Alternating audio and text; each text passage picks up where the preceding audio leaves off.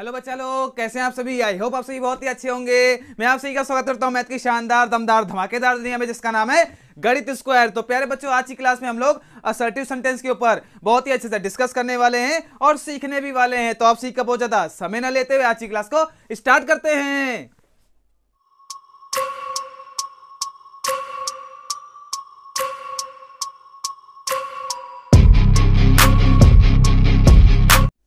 Assertive sentence.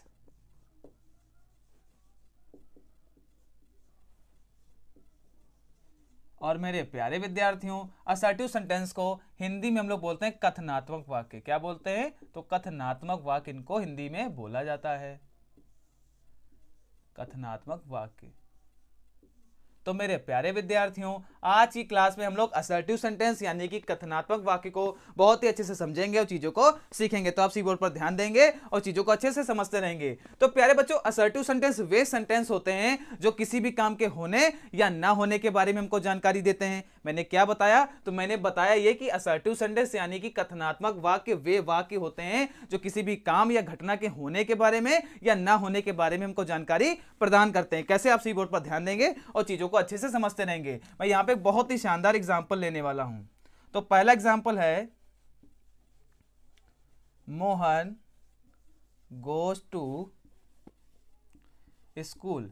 तो प्यारे बच्चों, शानदार यहां पे एग्जांपल लिखा है और एग्जांपल है क्या हमारा? तो एग्जांपल है मोहन गोज टू स्कूल, यानी मोहन विद्यालय जाता है। तो प्यारे बच्चों, इस सेंटेंस में काम के होने के बारे में हमको जानकारी प्राप्त हो रही है। तो प्यारे बच्चों, ये कौन सा हमारा सेंटेंस होगा? बहुत ही शानदार। तो ये हमारा हो जाएगा असर्टिव सेंटेंस। एक एग्जांपल और लेते हैं, आप सही बोर्ड पर ध्यान देते रहेंगे। Rahul does not eat, Rahul does not eat food. तो प्यारे बच्चों, यहां पे एक सेंटेंस लिखा है, Rahul does not eat food, यानी राहुल भोजन नहीं खाता है या राहुल खाना नहीं खाता है। तो प्यारे बच्चों, इस सेंटेंस में काम के ना होने के बारे में जानकारी दी जा रही। फिर भी प्यारे बच्चों, ये हमारा सेंटेंस कौन सा होगा? तो ये भी हमारा सेंटेंस हो जाएगा असर्टिव सेंटेंस। मैंने आप सभी को डेफिनेशन में बताया था, क्या बताया था? कि ऐसे सेंटेंस जहां पे काम होने के बारे में या ना होने के बारे में हमको जानकारी प्राप्त होती है, वो कैसे सेंटेंस कहलाते हैं? तो वो हमारे कहलाते हैं असर्टिव सेंटेंस। बहुत ही शानदार। अब प्यारे बच्चों, इनकी अगर टाइप्स की बात करी जाए तो ये टू टाइप्स के होते हैं। कौन कौन से? आप सी बोर्ड पर ध्यान देंगे। तो प्यारे बच्चों, ये टू टाइप्स के होते हैं। कौन कौन से? तो मेरे प्यारे विद्यार्थियों, इनका जो पहला टाइप होता है वो हमारा होता है अफर्मेटिव सेंटेंस। Affirmative sentence. और प्यारे बच्चों, अफर्मेटिव सेंटेंस को हिंदी में हम लोग बोलते हैं सकारात्मक वाक्य। क्या बोलते हैं? सकारात्मक वाक्य इनको हिंदी में बोला जाता है। अरे इतना जान पाए, अगर जान पाए हो तो बोलो जी गुरुजी, सबको जान गए। बहुत ही शानदार। और प्यारे बच्चों, इसका जो दूसरा टाइप होता है वो हमारा होता है निगेटिव सेंटेंस। Negative sentence. और मेरे प्यारे विद्यार्थियों, निगेटिव सेंटेंस को हिंदी में हम लोग बोलते हैं नकारात्मक वाक्य। अरे क्या बोलते हैं? तो नकारात्मक वाक्य इनको हिंदी में बोला जाता है।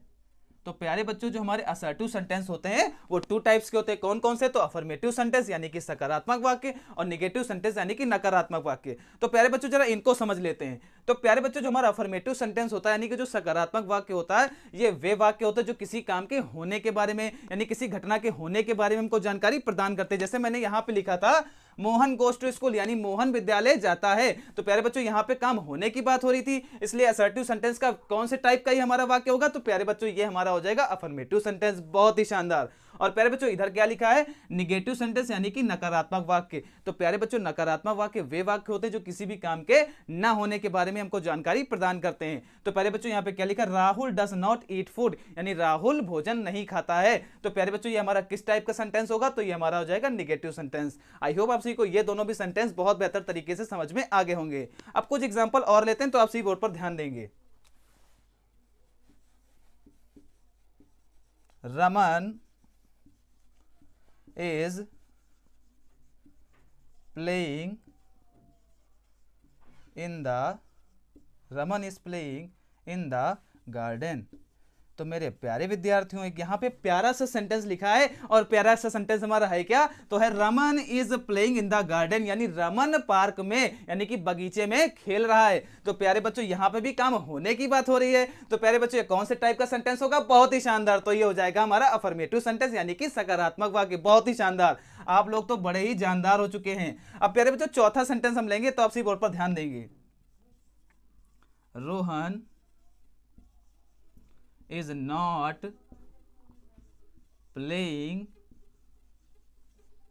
not playing in the garden।